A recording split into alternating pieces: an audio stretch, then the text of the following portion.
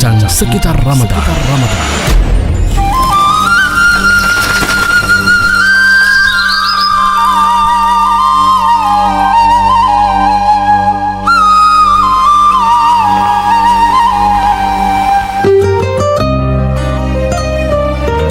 Bangun sahur. Oh iya, hari yang ke-20. Assalamualaikum warahmatullahi wabarakatuh. Bangun sahur. Maledunggah waktu yang ke-20, 10 malam terakhir. Insyaallah kita semua masih diberkahi oleh Allah Subhanahu wa taala. Segala kesehatan, keafiatan masih kita rasakan hingga pada sahur kali ini yang ke-20. Ustaz, Assalamualaikum Ustaz. Waalaikumsalam warahmatullahi wabarakatuh. Dan kembali kita dengan pembahasan mengenai Sholat 5 waktu. Ya, sholat 5 waktu. Perintah melaksanakan sholat 5 waktu. Ya, Ustaz. termasuk penghapus segala macam keburukan dan dosa. Jadi selain puasa, sholat taraweh, nah itu juga termasuk sholat 5 waktu. Ya, yang jadi menghapus dosa. Sholat 5 waktu ini bisa menghapus dosa. Ya. Baik, pendengar yang sama dirahmati Allah Subhanahu wa taala, baik yang ada di Poliama atau FM Gorontalo dan juga yang di Cahaya FM Bualemo.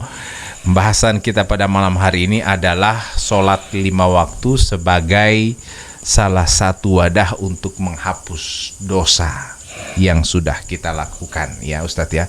Jadi insya Allah kita istiqomah dalam melaksanakan sholat 5 waktu. Biasanya di bulan puasa ini Ustadz orang berfokus berpuasa tidak bersolat. Ini bagaimana ini Ustadz ya? Fokus berpuasa tapi tidak bersolat. Tidak sholat. Ya, itu dia berarti dapat pahala dia berpuasa, tapi dapat dosa karena meninggalkan sholat. Begitu. Ya, tapi kalau para ulama itu mengatakan apa? Sebagian para ulama mengatakan apa? Lebih baik dia meninggalkan puasa, tapi jangan meninggalkan sholat. Iya. Karena apa? Amaliyah puasa, maksudnya amaliyah selain dari sholat, itu Nabi Muhammad terima di bumi. Sementara amaliyah sholat itu atau sholat 5 waktu itu diterima oleh Nabi Muhammad SAW pada saat beliau melaksanakan Isra dan Mi'raj, ya. Sehingga semakin tinggi derajat amaliyah itu diterima oleh Nabi, semakin besar juga dosanya ketika kita meninggalkannya. Jadi bisa dipastikan bahwa orang yang melaksanakan sholat itu pasti dia berpuasa. Iya, harus pasti dia. Ya, tapi tamu puasa belum tentu dia mau tabiah. Ya. Karena kadang orang biasanya kan kalau puasa dia mau tidur terus, tidak sholat. Atau mau itoh terus, mau itoh game terus, tidak sholat. Ya, kadang kan begitu. Ya, harusnya pada saat azan berkumandang dia langsung pergi ke masjid. Ya. Dan biasanya kalau hari-hari pertama itu, masya Allah, masjid itu kadang memang mereka secara tiba-tiba langsung dipanggil oleh Allah, tiba-tiba langsung rame itu masjid. Sempit. 5 saf, 6 saf langsung ada di masjid itu karena sudah masuk waktu bulan suci Ramadan. Tapi sudah malam-malam begini, sudah hari ke-20, 21, maku kurangi sudah mulai luas itu masjid, kasihan ya. Bahkan tinggal sisa-sisa perjuangan yang tetap bertahan dalam melaksanakan sholat 5 waktu itu. Ya. Jadi sholat 5 waktu juga adalah salah satu yang akan dihisab pertama ketika inna awwalu ma yuhasabu bihil abdu yaumal qiyamah as-shalah. Ya, sesungguhnya yang pertama kali akan dihisab oleh Allah Subhanahu wa taala pada hari kiamat kelak adalah salat. Idza saluhat amalu kulluh. Apabila baik salatnya, maka baik seluruh amalannya. Jadi barometer amaliyah seseorang ukur dia di salatnya. Bagaimana salatnya? Kalau salatnya baik, pasti baik seluruh amalannya. Jadi harus sholat yang baik. Ya. Kalau sama dengan Bali bilang tadi, tahemo tabiawa, pasti dia hemo puasa. Karena dia sholat baik. Ya, karena dia sholat baik. Jadi tapi orang berpuasa belum tentu dia potabiawa. Itu berarti kalau misalnya dia pambah sambayang Ustadz. Ya, sholat terus. Bahwa tapi kemudian dia tidak puasa. Berarti harus pertanyakan DP sholat. Tapi yang kedua bisa jadi dia tidak berpuasa karena dia sakit. Ya, bisa jadi karena dia haid. Ya, bisa jadi karena dia hamil. Ya, karena ada beberapa kemungkinan orang tidak melaksanakan puasa itu. Ya, bisa jadi dia mampu sholat, tapi dia tidak mampu berpuasa. Bisa jadi dia karena tua renta, kan begitu. Yeah. Ya, jadi ada beberapa kemungkinan dia sholat, dia rajin sholat, tapi dia tidak bisa berpuasa. Ya. Tapi kalau pada orang-orang tertentu yang mampu melaksanakan sholat, ya, kemudian tidak mampu berpuasa, itu boleh Ustadz ya? Boleh. Ya, jadi ada keringanan dalam Islam, itu selalu ada keringanan. Allah selalu memberikan keringanan kepada orang-orang tertentu, seperti halnya orang sakit, keringanan untuk melaksanakan puasa, tapi tetap sholat. Tetap sholat, karena sholat itu adalah suatu as-sholatu imaduddin. Sholat itu adalah tiang agama. Faman tarakaha faqad kafara jiharan. Barang siapa yang meninggalkannya, dia telah kafir kekafiran yang nyata. Ya. Jadi seperti itu. Kalau puasa kan bisa ditunda esok hari. Ya. Tapi kalau sholat, biar sakit bisa sholat. Biar sakit dia bisa sholat. Dia harus sholat. Ya, kata Nabi Muhammad SAW, sholli qa'iman, fa illam tastati' fa qa'idan, fa illam tastati' fa ala janbin. Sholatlah kalian dalam keadaan berdiri. Kalau kalian tidak mampu, duduk. Kalau tidak mampu, berbaring. Ya. Kalau juga tidak mampu berbaring, akan disolati. Seperti itu. Malah terakhir itu tinggal jaga bakode. Biasanya tinggal baguling, ada yang baguling tinggal bakode. Oh, tinggal hempoi lela pemato.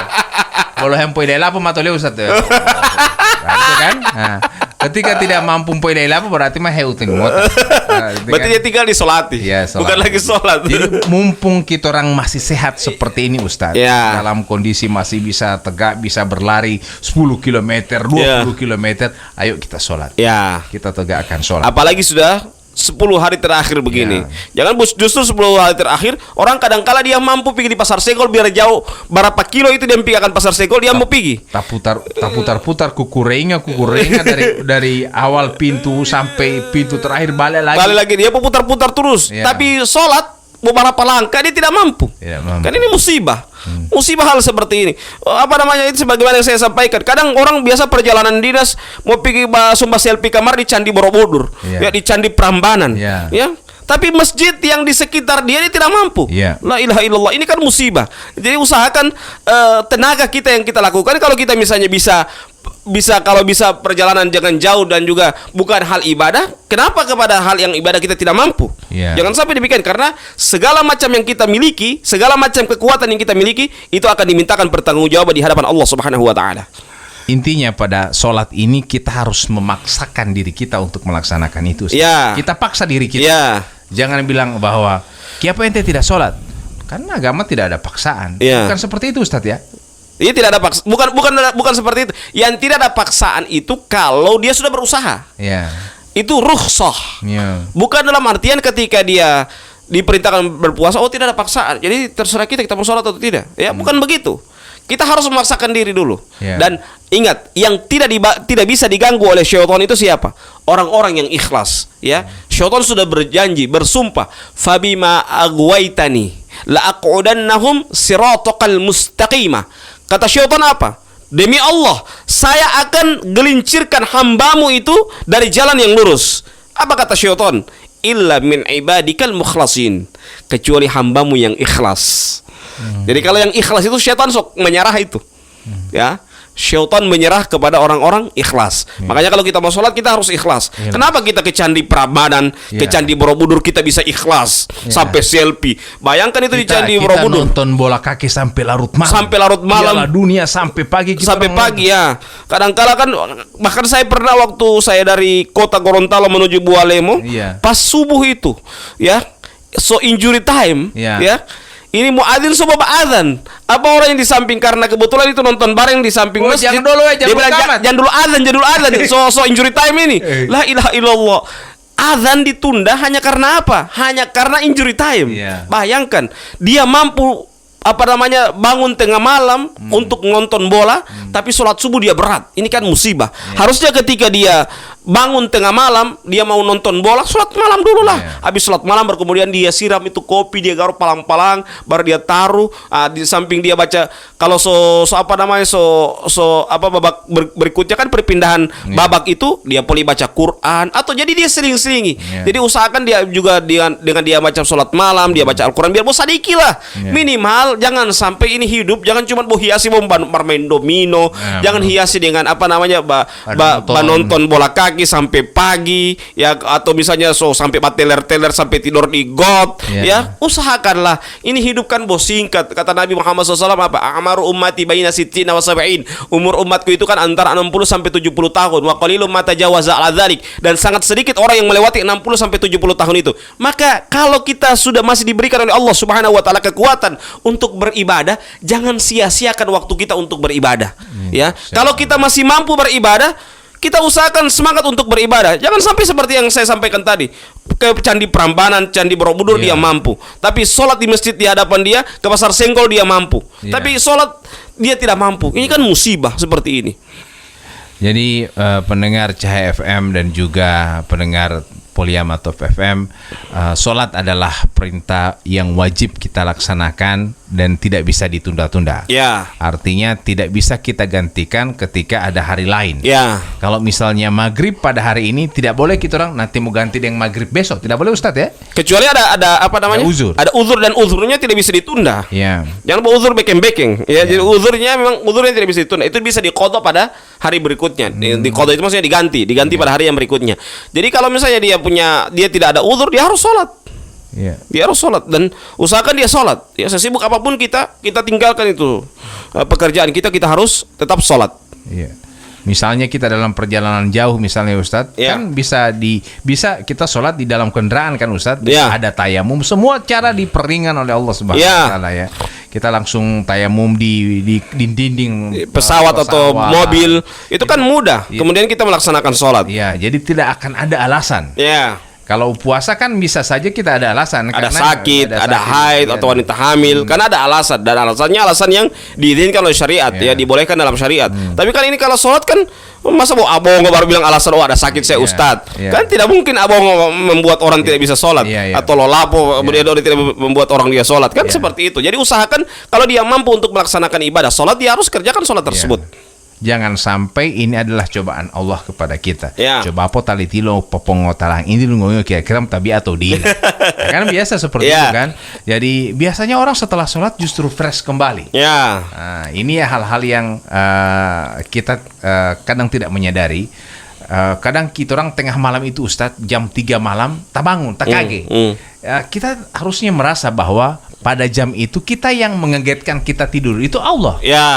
Itu kita gunakan. Kadang orang tak kaget begitu, boleh dianggap itu tak kaget sadir kita ini. Baru dia tidur ulang. Akhirnya tidak tak bangun sampai subuh. Subuh. Atau masih alhamdulillah masih apa namanya masih tak bangun. Tapi yang mau jaga semua yang peterusi sampai dia meninggal dunia kan begitu. Makanya apa namanya sering kita berdoa kan, Bismillahirrahmanirrahim, Bismika Allahumma ahya wa bismika amutu. Alhamdulillahilladzi ba'da ma amatana, alhamdulillahilladzi ahyana ba'da ma amatana wa ilaihin nusyur. Itu kan yang kita sering doakan ketika kita bangun dari tidur. Alhamdulillahilladzi ahyana. Segala puji bagi Allah yang telah masih menghidupkan kami. Ba'da ma amatana, setelah kami dimatikan. Maksudnya tidur itu adalah mati kecil. Wa ilaihin nusyur.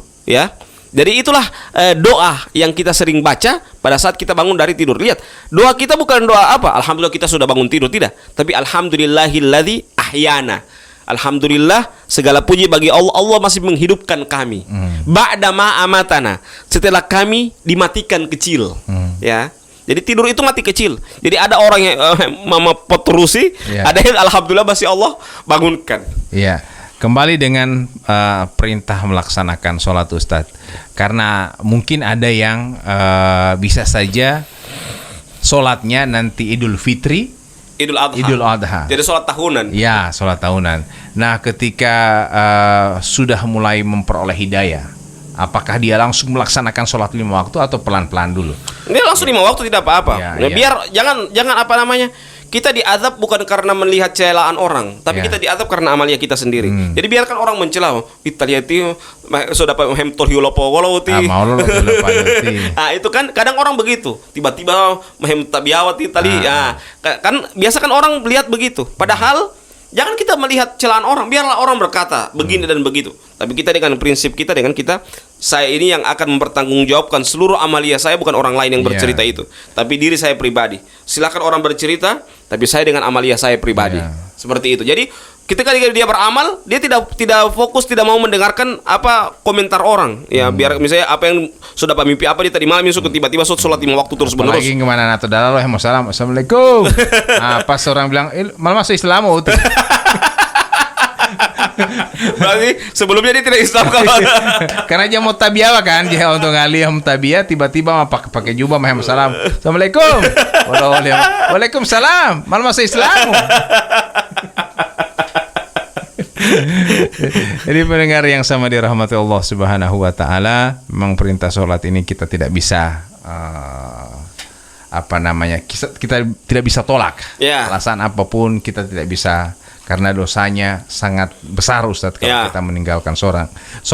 Bahkan orang mengatakan bahwa meninggalkan salat itu termasuk orang munafik Ustadz ya. Bukan meninggalkan salat, tapi salat dalam keadaan malas. Kata Allah Subhanahu wa taala dalam Al-Qur'anul Karim, "Wa idza qamu ila sholati qamu kusala, yura'una an-nas wa la yadhkurunallaha illa qalila." Di antara ciri-ciri orang munafik kata Allah apa? Wa idza qamu ila sholati qamu kusala. Apabila mereka mengerjakan salat, mereka mengerjakan salat dalam keadaan malas. Bukan hanya itu, yura'una an-nas, mereka memperlihatkan kepada manusia. Jadi riya, ya. Mutabiyawa tapi waria. Nanti orang ada lihat, nanti ada tipa pemimpin baru dia mau sholat. Kalau tidak ada pemimpin dia tidak mau sembahyang. Jadi dia mau sholat itu nanti ada acara pemerintahan baru dia mau sholat di situ. Kalau selain dari itu dia tidak mau sembahyang di situ. Karena ada DP cewek di tetangga masjid itu, kasih lihat DP mertua ini Ustaz supaya memang mau tahu DP calon suami ini kalau begini. Jadi memang mau kasih lihat. Ini ria. Ciri-ciri orang munafik. Ya dia mau nalilo tabialo itu Ustaz ya. Ciri-ciri orang munafik. Wa idza qamu ila sholati qamu kusala. Apabila mereka mengerjakan salat, mereka mengerjakan sholat dalam keadaan malas. Yura'unan nas, mereka memperlihatkan kepada manusia. Wala yadhkurunallaha illa qalila, dan tidaklah mereka berzikir kepada Allah kecuali dalam jumlah yang sedikit. Nah, itulah orang-orang yang munafik yang Allah yang abadikan dalam Al-Qur'anul Karim. Orang yang ketika mereka mengerjakan sholat, mereka mengerjakan sholat dalam keadaan malas. Mengerjakan sholat saja bisa disebut dengan orang munafik. Apalagi tidak mengerjakan sholat. Apalagi tidak mengerjakan sholat Ustaz ya. Jadi yang tadi Ustaz bilang ke sana tadi bahwa orang yang tidak melaksanakan tadi Ustaz, seperti penyampaian Ustaz tadi bahwa orang yang melaksanakan sholat bisa disebut orang munafik kalau dia sholat dalam keadaan malas. Maksudnya seperti apa ini Ustaz? Sholat dalam keadaan malas kan biasa kalau dia ruku tidak sempurna, ya. Baru kemudian dia basujud persis basujud anjing, DP tangan sudah taruh dua di bawah. Ya itu kan sholat Thailand 3 loh. Baru baca Al-Fatihah 1 napas, belum putih ya. Jadi maksudnya apa? Apa yang kita mau tergesa-gesa? Ini kita berarti ingin cepat selesai. Jadi substansi dari sholat itu kita mencari kehusyuan, bukan cepat selesai. Kan seperti itu. Jadi jangan sampai kita mengerjakan sholat yang penting selesai. Yang penting gugur kewajiban. Yang penting saya susah bayang Ustaz, sholat itu Ustaz. Jadi Ustaz ini bukan Allah menghukumnya. Iya, saya bukan Allah, tapi Nabi mewanti-wanti ada SOP kita melaksanakan sholat. Memang kita bukan Nabi, memang kita bukan Allah, bukan Tuhan, ya, menghukumi amalan orang. Tapi ada SOP yang diberikan oleh Nabi untuk kita harus ikuti itu. Itu saya harus sampaikan juga. Jadi SOP-nya seperti itu. Tidak boleh sholat tergesa-gesa. Kita melaksanakan sholat juga harus tumaknina, ya. Karena pernah di zaman Nabi ada orang yang melaksanakan sholat, setelah dia melaksanakan sholat dia datang kepada Nabi. Nabi mengatakan apa? Irji fasolli fa innaka lam tusolli. Kembalilah kamu sholat, sesungguhnya kamu belum sholat. Setelah itu dia sholat lagi. Ya, sampai 3 kali begitu. Orang ini karena dia sudah setelah sholat dia datang kepada Nabi. Nabi mengatakan dia belum sholat. Apa kata orang ini? Bertanya, wahai Nabi, saya ini sudah sholat. Kenapa engkau katakan saya belum sholat? Ya, maka Nabi mengatakan apa? Sesungguhnya kamu sholat tapi tidak tumaknina dalam sholatmu. Maka itu yang termasuk malas di sini. Dia sholat tapi tidak tumaknina dalam sholatnya tersebut. Jadi ketika kita sholat Ustadz, kemudian kita tidak khusyuk, itu akan kelihatan dari sifat kita sehari-hari. Ya. Jadi misalnya masih sering menggibah orang, masih sering mencela orang, berarti DP sholat ini tabialaliti dia. Karena khusyuk, karena itu barometer, barometer amalia seseorang terlihat dari sholatnya. Dan hasil daripada sholat itu kelihatan. Jadi kalau dia baik dan seterusnya dengan amal ibadah yang lainnya, karena seperti Ustadz bilang tadi, ketika dihisap pertama itu adalah sholat. Jadi ketika hisap sholat itu baik, maka baiklah semua yang di belakangnya. Itu tapi Sholat yang bagaimana dulu yang bisa menyelamatkan yang lain-lain itu. Ya, berarti kualitas sholatnya diperhatikan lagi. Apakah betul-betul dia melaksanakan sholat itu dengan berkualitas atau tidak? Atau hanya gugur kewajiban saja? Ya, jangan sampai demikian. Ketika dia melaksanakan sholat hanya gugur kewajiban. Oh, yang penting saya susah baik Ustaz. Sudah, zuhur sudah selesai, asar sudah selesai, maghrib sudah selesai, isya sudah selesai, subuh sudah selesai. Ya sudah, yang penting saya sudah selesai Ustaz. Berarti Ustaz mau bilang lagi saya sholat salah. Ustaz bukan nabi. Ya, saya bukan nabi, tapi nabi mengajarkan SOP dalam sholat itu. Ustadz, melaksanakan sholat ini bisa saja dibilang mudah, tidak sulit melaksanakan sholat. Tapi khusyuk di dalam sholat itu yang sulit. Ya. Bagaimana caranya supaya kita orang begini? Kadang saya niatnya pergi ke sholat, misalnya sudah azan, sudah sok qamat, so menuju masjid, saya niat untuk sholat khusyuk. Tiba di masjid, nanti so pada salam, baru sadar bahwa saya ini sementara sholat. Karena ya hayalan muncul ketika batakbir, Allahu Akbar. Mulai muncul segala aktivitas yang terlupakan, kita terlena dengan hayalan itu. Kadang lupa rakaat. Biasanya seperti itu. Ini bagaimana caranya supaya kita orang bisa tidak seperti itu, Ustaz? Nabi memberikan solusi kepada kita. Yang pertama, wa idza qumta ila sholati fasholli kal muwaddi'. Apabila kalian ingin mengerjakan salat, maka salatlah kamu seakan-akan akan berpisah dengan dunia ini. Kalau kita sudah salat seakan-akan akan berpisah dengan dunia ini, maka kita akan salat tentu saja dengan khusyuk. Ya. Coba lihat bagaimana itu orang yang salat sebelum dia akan dieksekusi. Ya. Disuruh silakan Anda salat dulu. Ya. Nah, karena dia akan mau dieksekusi, mau dihukum mati. Hukum mati. Ya. Jadi suruh sholat dulu, suruh amalia dulu. Baru kemudian habis subuh, so dikasih pakai itu DP pembungkus kepala. Semua pegang senjata. Hanya satu orang yang punya peluru. Jadi tidak diketahui siapa yang menembak ini. Ya, kadang kan begitu. Semua pegang, 5 orang pegang senjata semuanya. Cuman satu yang punya peluru. Kita tidak tahu. Nah, sebelum dia melaksanakan akan dieksekusi itu, coba lihat. Dia pasti akan sholat dengan sholat yang khusyuk. Begitu juga kalau kita ingin khusyuk, begitu modelnya. Sholat seakan-akan kita akan berpisah dengan dunia ini. Kalau kita akan berpisah dengan dunia, tentunya kita sholat last day ini. Sudah, semua berangkat, kita semua pergi. Ya, tentunya dengan ibadah yang terbaik. Ya. Jadi jangan sampai poli hemo tabia bo hemo elabu temam mutahu. Yang 5 orang ada di belakang kamar ini, dia tembak kita ini. Ti Ustadz bilang kamar ingat orang yang tembak sekarang itu sempat tembak kamar ya. Akhirnya cuma ingat orang yang tembak itu, kita nggak tahu. Jadi memang khusyuk itu susah, Ustadz. Ya. Memang ini yang pekerjaan yang susah sekali ya. Tapi kalau kita orang bisa menggapai itu, alangkah senangnya. Karena biasanya Ustadz, saya sering melihat, bahkan saya alami sendiri ini Ustadz, mungkin juga. Saya khusyuk itu nanti sudah salam. Pada zikir, astagfirullah, sudah mulai ingat Allah dengan khusyuk. Pada waktu sholat itu, ya mungkin karena wudhu tidak baik, atau mungkin ada sesuatu yang kita orang makan tidak halal. Ini mungkin yang bisa menyebabkan orang sholat juga tidak khusyuk ya Ustadz ya. Jadi mungkin hal-hal seperti itu juga kita perhatikan untuk kehidupan kita sehari-hari sholat ya. Jadi memang tidak hanya menonton pada waktu sholat itu.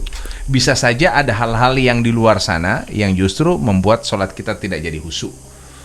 Misalnya mana anak medetihi itu lamait hiyo-hiyo ngawalao. Atau jangan begitu juga. Dia pergi ke masjid tapi dia tinggal kamar ini DP ikan, dia setar di lamari, atau dia taruh begitu. Baru dia sebentar angkat takbir, dia iga jangan sampai kita pe ikan ini kucing sebawa lari. Begitu juga. Atau tidak, sementara bajemur baju. Madu tiba-tiba saya di masjid. Madu oh ya nakwa mambata ati beto bawa itu lo bawa pemakeng pemau, misalnya begitu kan. Jadi akhirnya cuma tak ingat-ingat di baju itu. Ini kan salah satu upaya-upaya syaitan dalam mengganggu manusia. Dan mungkin untuk mencegah masuknya syaitan, dia bayangkan ini kepala angin syaitan ini sampai orang sementara sholat pun dia masuk diganggu karena di situ kesempatan besar syaitan. Padahal mengganggu ini kan mengganggu ke sana orang-orang yang di luar sana yang sementara melaksanakan maksiat dan seterusnya. Tapi ini ganggu yang betul-betul sementara sholat dengan takbir, dengan semua ada imam dan seterusnya. Bahkan ketika so niat ini Ustadz ya, ini contoh kecil ketika sholat sudah so niat so pergi di masjid, imam sholat di depan, Ya. Allahu Akbar, tiba-tiba imam ini tidak sesuai dengan DP hati DP suara imam. Ya. Akhirnya bawa fokus tiba imam cara baca ayat itu dia. Akhirnya dia tidak khusyuk. Ya, mungkin imamnya salah tajwidnya dan lain-lain. Ya. Nah, ini bagaimana caranya Ustadz ketika kita orang berhadapan dengan imam yang bagus tapi ada kesalahan-kesalahan yang dilakukan. Nah, apakah kita memperbaikinya dalam hati atau kita bersuara? Kalau dia tidak terlalu bukan kesalahan yang fatal, itu didiamkan saja tidak apa-apa. Ya. Tapi kalau misalnya dia yang fatal, kita harus luruskan, ya. Atau nanti setelah sholat baru kita luruskan. Ya, ini jangan begini, ini begini, ini begini, ini begini ya. Saya begitu habis imam, apalagi kalau Al-Fatihah bikin sekap telinga, duduk dulu ente, ya. Ente dengar ini bacaan begini, ya. Jangan itu akan lebih bermanfaat. Ya, daripada mungkin behulia apa tapi hello ya tahu belum tak biasa itu betul di apa dia bagus. Itu kan artinya kasihan imamnya. Ya, dan itu lebih gentle. Ya. Saya kalau begitu saya pemuda begitu dulu karo ente bacaan begini, ente terlompat satu ayat. Pernah saya sholat di satu masjid, dia bawa surah Al-Hujurat dan dia terlompat 2 ayat. Saya tegur dia tidak dengar karena suaranya besar dan soundnya besar. Dia tidak dengar. Habis salam saya kasih tahu, ente lompat 2 ayat. Ya, ente lupa, jangan ente mau kasih bagus ente pelaguan, ente tolong pada 2 ayat. Ya, saya kasih ingat begitu. Jadi supaya apa? Dia tahu bahwa dia jadi imam itu juga tunggu teguran dari makmum, ya. Kalau makmum tegur harus didengar. Apalagi kalau makmumnya itu memang penghafal Al-Qur'an, kita harus dengar, ya. Apa yang dia tegur tersebut. Jadi ketika imam di depan ini, yang di belakang imam juga ini harus orang yang menguasai Al-Qur'an. Ya. Jangan sampai di belakang imam juga dia di imam tasali Allah bawa diam. Berarti imam suta konto, dia bawa diam oleh tanpa tidak maju ke saya buka. Jangan sampai jadi sama dengan cerita anak-anak. Ya. Wadduha wal laili ija saja. Bapak diam, tidak ada yang akhirnya tipe imam sudah lupa kan? Dia Pak Imam bilang apa? Siapa yang tahu sambung saja. Akhirnya yang di belakang kami juga tidak tahu. Kalau begitu Allah memalali itu karena tidak ada ilmu. Ya. Nah, memang ini ibadah sholat ini juga harus ada ilmu. Ya, alhamdulillah ada bingkai Ramadan, ada muhimah Isya, ada muhimah buka, ada bias. Nah, itulah sarana kita untuk mempelajari ilmu agama. Ya, dengan kita mendengarkan, semakin kita mendengarkan, insya Allah kita akan mendapatkan beberapa faidah dari para ustadz untuk kita mendengarkan beginilah ilmu agama. Kita harus melangkah dengan ilmu. Al-ilmu qoblal qawli wal amal. Ilmu sebelum berkata dan beramal. Itu kata Imam Bukhari rahimahullah ta'ala dalam kitabnya Sahihil Bukhari. Jadi sebelum kita berkata, sebelum kita beramal, kita harus siap dengan ilmu yang kita telah miliki. Okay. Baik pendengar yang sama dirahmati Allah Subhanahu wa taala, demikian dialog kita pada pagi hari ini, pada sahur kali ini. Kita berdoa kepada Allah Subhanahu wa taala kita bisa menyelesaikan segala amal ibadah kita di bulan suci Ramadan ini dengan sempurna, dan kita bisa menyelesaikan pula puasa kita dengan sempurna. Insyaallah kita tutup dengan membacakan doa kafaratul majelis. Subhanakallahumma hamdika asyhadu an la ilaha illa anta astaghfiruka wa atubu ilaik. Wassalamualaikum warahmatullahi wabarakatuh. Bingkai Ramadan. Itulah bincang-bincang sekitar Ramadan atau Bingkai Ramadan.